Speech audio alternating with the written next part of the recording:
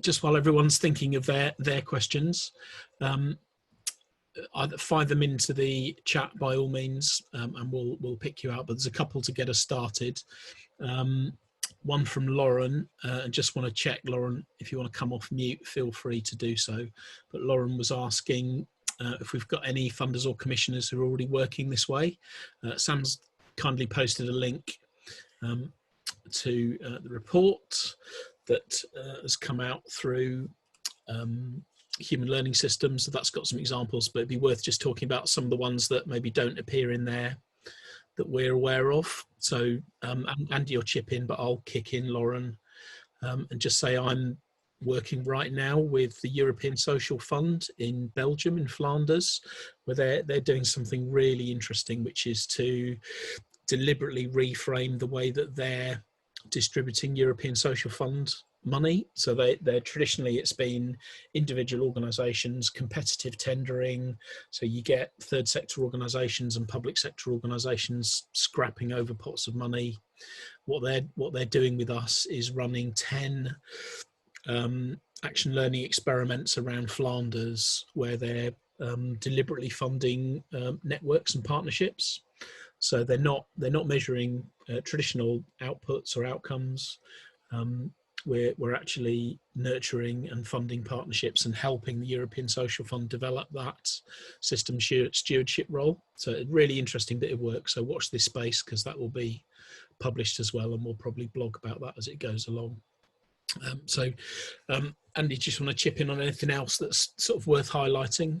Yeah, so just a couple of things really quickly. So I'm just pasting a link into the chat for people, which takes you to a website where actually there's a load of case studies of people who are working in ways that are sort of congruent with this. There are variations in the detail of the approach, but the principles are essentially the same.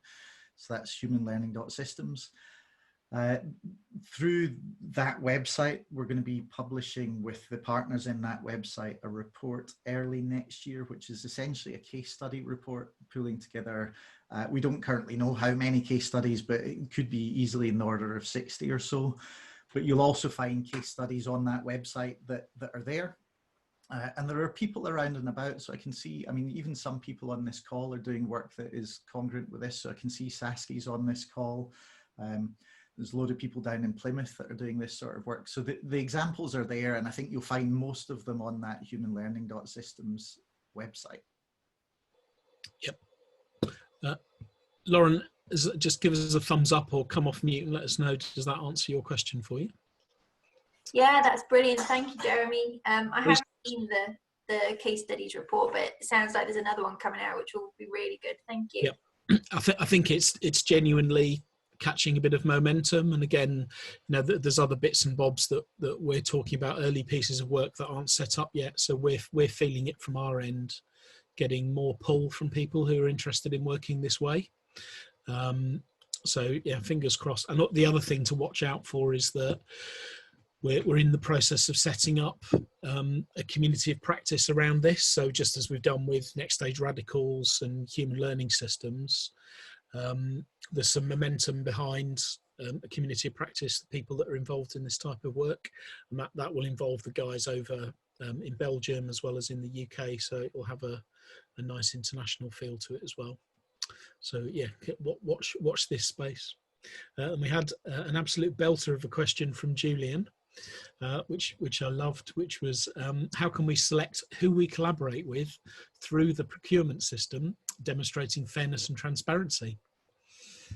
Yeah, so I mean, this is actually a tough question, right? So my temptation was almost to say, well, you can't, but procurement is pretty much guaranteed to get you the opposite. That is flippant, right? So I think what I would say is a couple of things. So the principle I would apply through the procurement system to the very best extent that you are able to is to go looking for attitude first.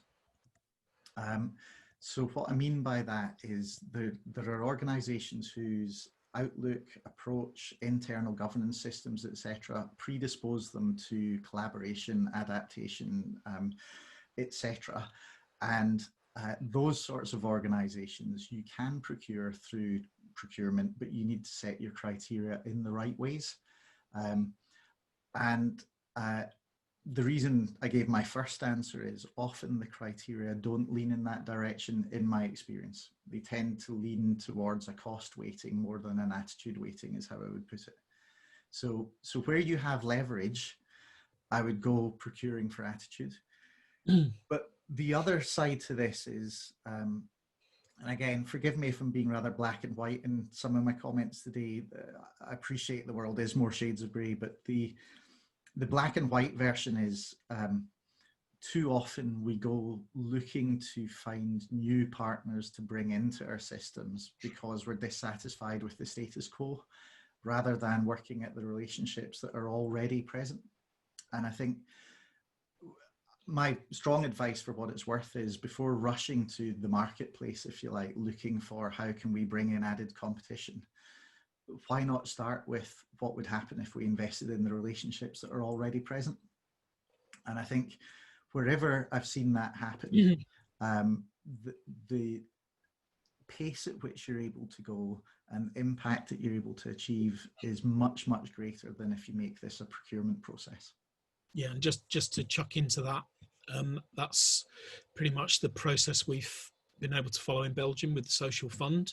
So, there's certainly no lack of bureaucracy and rules associated with European funding processes. But they've done exactly as Andy described, which is to go with the energy and the relationships that are already existing on the ground in those spaces. So the work is around providing well-being and employment support for vulnerable young people. So they're working with the networks that are already established, enabling them to build more structure around those partnerships, and that's forming the basis of the way they're funding it. And all I'd say is it also really depends on how pragmatic and helpful and switched on your local procurement people are. But the rules will definitely allow you to recruit partners and fund on the basis of relationships. You just have to set those criteria. But you might find in some places, your procurement people are struggle with that a bit more than in others. Some places they'll really embrace it, in others they'll struggle. Just one way to frame that as well, sorry to cut in, Jeremy, but the model that I shared of stop, listen, look, test, respond, it's partly why respond is right then, because where you have the opportunity to invest first in existing relationships, go through that process, what comes out in the respond phase is essentially a specification that you can use for procurement, but also it has a richness to it that allows you to do the procurement bit that much more competently, to put it bluntly. Yeah. Julian, I can't see you on the screen, but if you're able to come off mute and just let us know, does that answer your question for you? Yeah, broadly, we have definitely put a real emphasis on procuring for quality rather than just value, because value rather than price, because value comes through the quality rather than what you pay. Yeah. And with an emphasis also on building longer-term relationships, which is also key for that trust and not constantly going back to the market. Yeah. But absolutely right, but work with what you've got. It's just with a number of providers all competing for similar work, actually the re-procurement and doing that in a really constructive way, taking on board all those points you've been making is really important to me. But it's an exciting time to.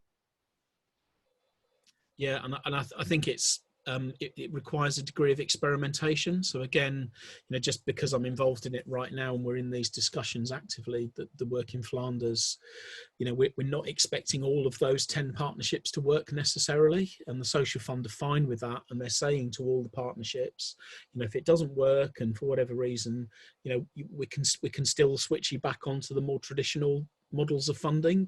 That's fine.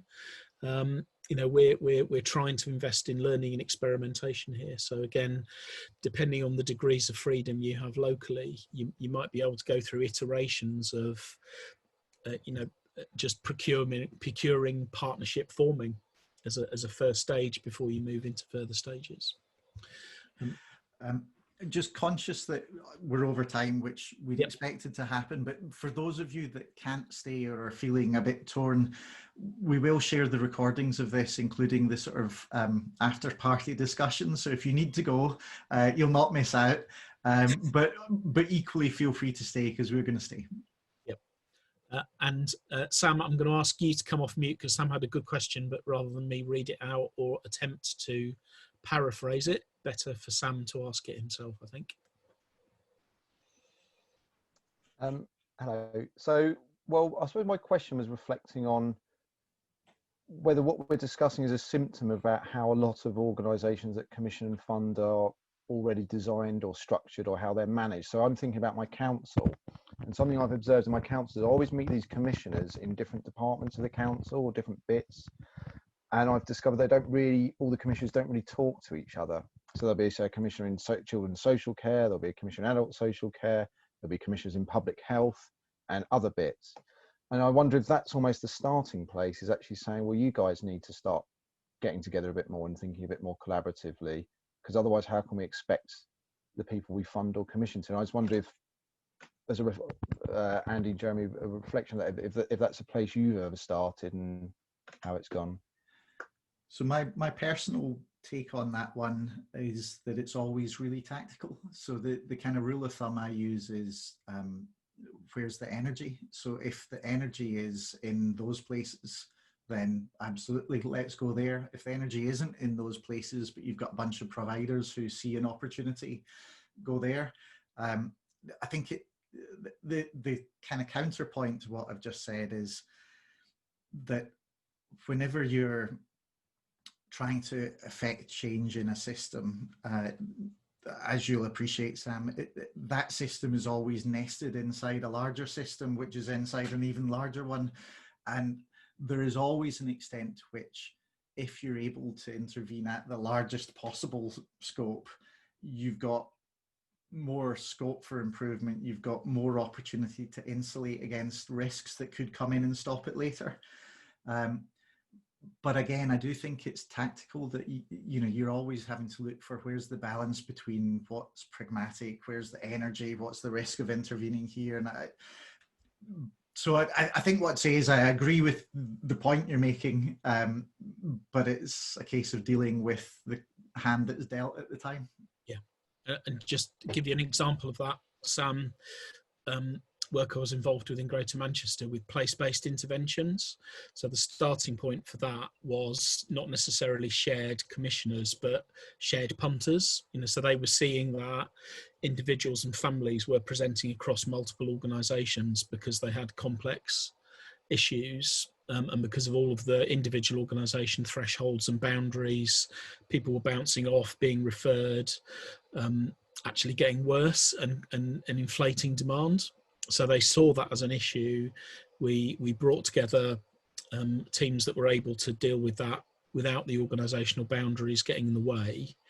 And what that flushed out was then commissioning conversations and funding conversations. So it sort of happened naturally, but in the reverse sequence. But you could see right from the outset that was going to be necessary. So we began to engage those people. And interestingly, an effect that happened was that it was obvious that some organisations would need to put more effort in. So, for example, mental health. But some organisations were really big winners, like Department of Work and Pensions, and actually they did virtually nothing to help. So there's some really interesting challenges and conversations around the net beneficiaries. So overall you end up spending less money and saving money across the public sector purse, but the distribution of wins and losses is unequal. So it's a really interesting conversation to get into. So as Andy says, I think you have to go where the energy is locally, and it might be you start at the opposite end and work towards that issue, but you always have the issue in sight. Yeah, I was just reading the chat as you were going through that, and I spotted our pal Mark Smith said, "Start somewhere, go everywhere," which I think is a good principle, basically. Mark, I don't know if it's putting you on the spot too much, but I know you've got interesting experiences of this from your work. Are you happy to jump in and share some of that? Yeah, happy to. Hi everyone. If I turn the video off, it will crash. So I'm not hiding. I'm not sat up. I'm not in a hot tub or anything. Yeah, I mean the obvious one really is. I mean, no one would have thought the place to start looking at public service reform or public sector reform was the council tax department. But I went there because there was a really switched on guy there who said, I'm sick of sending the bailiffs out to people who can't pay. And I really liked him the minute I met him. Then we just started there, and we did something that was quick. I always say quick and dirty. It was actually really clean. But in as far as we knew exactly why people were calling us, because we asked them, and it wasn't because they were struggling to pay their council tax. It was far more than that. And we ended up in the commissioning space reasonably quickly. We also ended up in the regulatory space reasonably quickly because these were all headwinds to get to the point that we wanted to get to, when the small thing could only be real and widespread if these bigger things were addressed.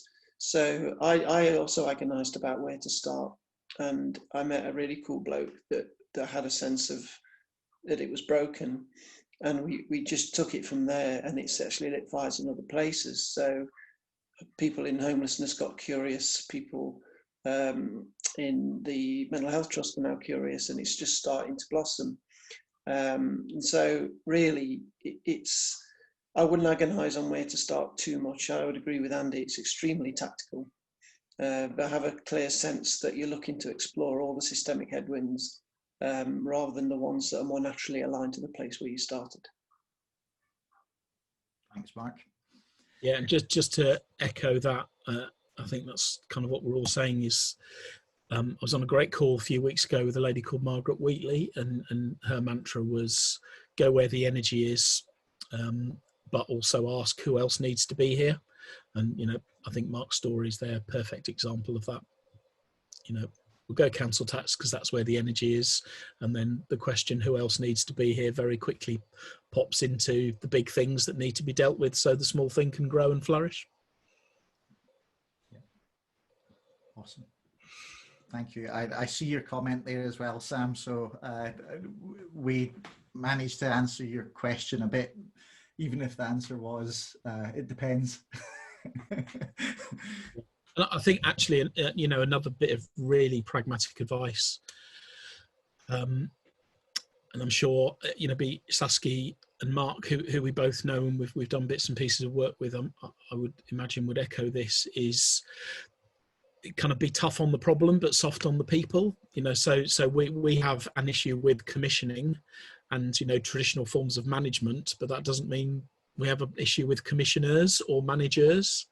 You know, most of them are decent, honest, honourable, hardworking people who desperately want to do the right thing. They're just trapped in a system that asks them to do things that aren't the best, or that's the way they've been educated as leaders, or they happen to have, you know, adopted that role without any preparation. You know, one of my family members is a senior clinician, you know, used to be a good anaesthetist, and now he's turned into a half anaesthetist, half health service manager with absolutely no training or preparation at all, and he hates it.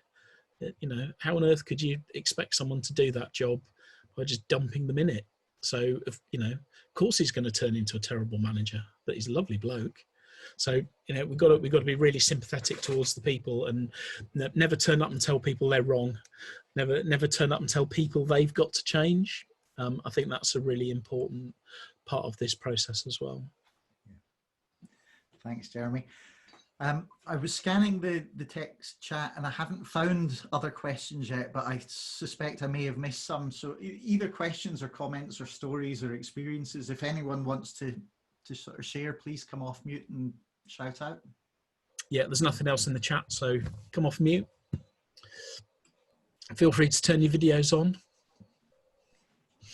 Hi, Jeremy, I like what you said just now, kind of it's the thing we're kind of not happy with rather than the people, and that we're not going in and kind of asking people to change. But I'm still thinking a lot of the structures and the systems that are there already, if we are going to change how we do things, we are kind of expecting or hoping or inviting people to change, for all of us to change our behaviour. So yes, yeah, I think it's go on. Slightly paradoxical that I guess you sort of know that that's coming down the track, but you don't necessarily need to make that a requirement, of the people you're working with. So, I don't mean that to sound as though you're manipulating people, but what you're not doing is saying to people, it's you have to change. We're just going to go make sense of what's happening in the system. We'll try some things, and one habit, one problem, one team, one person at a time. We'll find ways to make progress, and in the process of doing that, people change their ideas, their practices. They adopt new ways of working, and then the system constraints. We deal with those as well. So it's a deeply human process. But I think again, it's that issue of just, I think you can't ever impose on people the requirement to change. And it's certainly not where you start when you go into. Yeah. Sorry, Andy.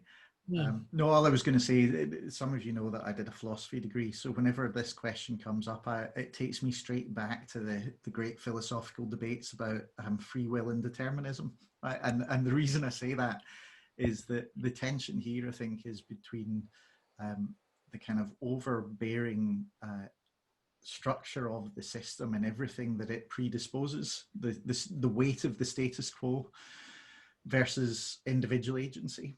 And it has to be both simultaneously and in a deeply tactical sort of balance, that to ask anybody within the weight of the status quo to change is to ask the unreasonable of them. And yet, if nobody changes, how would the status quo change? So I think, as Jeremy put it, it's deeply human, this stuff. And I think the best way into this, in my opinion, is to kind of try and stay clear-headed on the idea that human behavior is essentially reciprocal. So our greatest opportunity to act as individuals is to put out what we want to get back. So if we treat others with respect and empathy and fellowship and all of those things, we are more likely to get that. You can't guarantee it, but the odds go up. And the more that you can do that and build fellowship, the more you create the stewardship I talked about. You create an environment in which more and more people are being reciprocal, so there's a ripple. And back to Sam's point, if you can be doing that at points in bigger and bigger systems, the kind of ripple effect of a chief exec tends to be much greater than someone at the sharp end. So again, it's tactical, but I don't think we need to be fatalistic either, which is the other danger, that sometimes when we talk about system versus people, the weight of the system just feels impossible, like nothing will ever change. And yet you look back through history and things are always changing and always moving. So it happens. It's just that, it only happens if we take action. And sometimes when you're right in the weeds, it's very hard to see the movement. You have to step back to see the movement.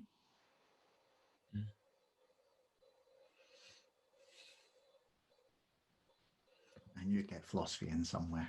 There you go. Just on that, it's Mark here.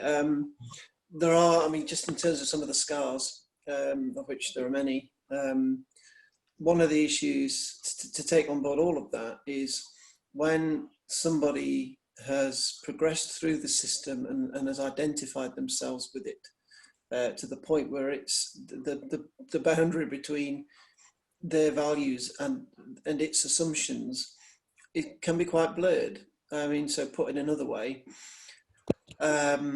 if the thing that got somebody to the place they got to is the thing that's the problem systemically, then the tactics become very delicate. And people will respond very differently to that. Those that are arguably more comfortable in their own skin will take a very logical view of it, but the emotional side will act first. this is where the kind of chimp paradox stuff comes in, and you have to let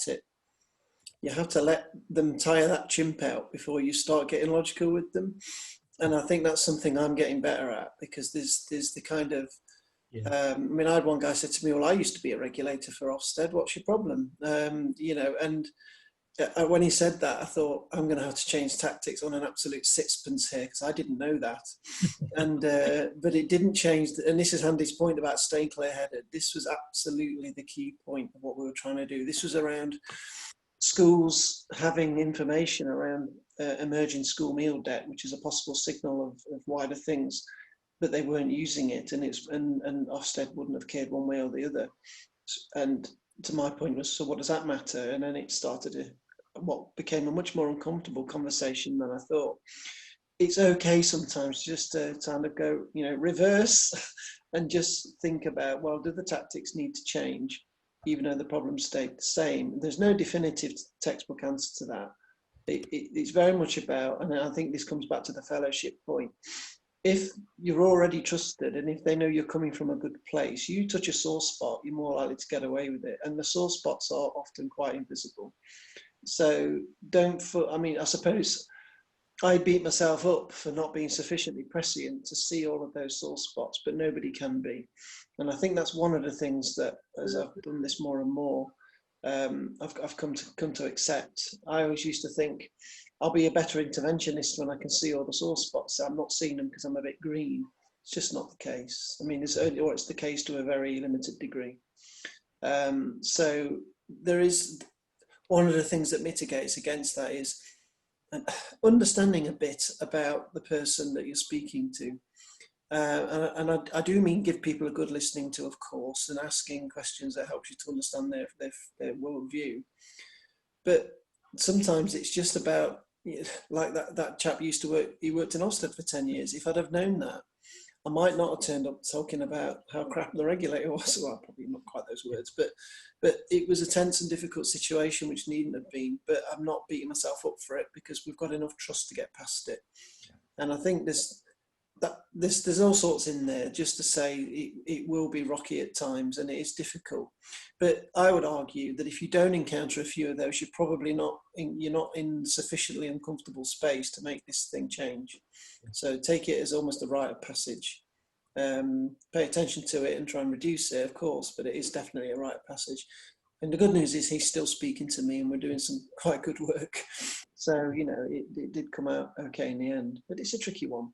Yeah, and just to build on that, Mark, I think you bang on. I think it's not a case of, you know, ever being able to work everything out, is it? You know, we're always going to be green, and one of the things that Andy and I are learning a lot in our practice, and we help each other with, is moving beyond just listening to people to actually being upfront and really explicit in asking people, you know, what their needs and wants are and what matters to them, so that we can actively work on what winning together looks like. And I've had that experience very recently. Another potential piece of work we're working on at the moment in Belgium, where we've partnered with a not-for-profit organisation that works with refugees. And I said to the lady that was the chief exec, look, you know, there's a pot of money that might be available. I need to understand, you know, what matters to you and your organisation. I'm not going to make any assumptions about how we divide the money up or anything. Just tell me what your needs are. You know, and it totally changes the nature of the conversation, actually, and you reveal stuff that is completely contrary to your assumptions. You know, I was thinking, well, you know, it's not for profit. They probably haven't got much money. They'll be desperate, you know, for cash. Just, you know, we need to carve it up so that they're dealt with fairly. And she was basically saying, I'm not that bothered about the money, to be honest. We can do this out of our existing capacity. What I really would appreciate is having a really good case study out of this, because this is a really interesting piece of work. So it's like, oh, okay. It completely took me aback. So, you know, that's sort of the next level, isn't it? Beyond just listening to people, is being actually systematic about surfacing people's needs and making that part of a winning together conversation. Absolutely. I mean, for me, I bang on about systematic empathy all the time for exactly this reason, though, that, you know, there are ways of starting to essentially hardwire the process that you just described, Jeremy. And that has two impacts. One, it allows you to start to unpick things in the, if you like, the old system or the current system, so that you start to remove the friction, but also prevents you from putting them back in place or their equivalents. So one of the classic ones, I think, that Mark's touched on there is that, you know, we all, in order to stay sane at work, get really invested in our work, you know, and so our jobs start to become deeply important to us, for many of us at least. And I think what happens is that it's really super easy to end up becoming professionist rather than professional. So in other words, we start to define a box around our identity that is, you know, I'm a nurse, or I'm a management consultant, or I'm a whatever. Somewhere deeper inside each of us, we just want to be useful. We want to be purposeful and all of those things. And I think practicing this systematic empathy is a way to help nurture purpose rather than reinforce boxes that we've put around ourselves. And once you get to the other side of that, I mean, a great example of this in Stockport, I think it was, years and years ago, where there's a team we were working with, and it was a multidisciplinary healthcare team that OTs, physios and all the rest of it. And the OT walked into the session where we were feeding back to the senior leaders, and the first words out our mouth were, 6 weeks ago I was an OT and I'm not anymore.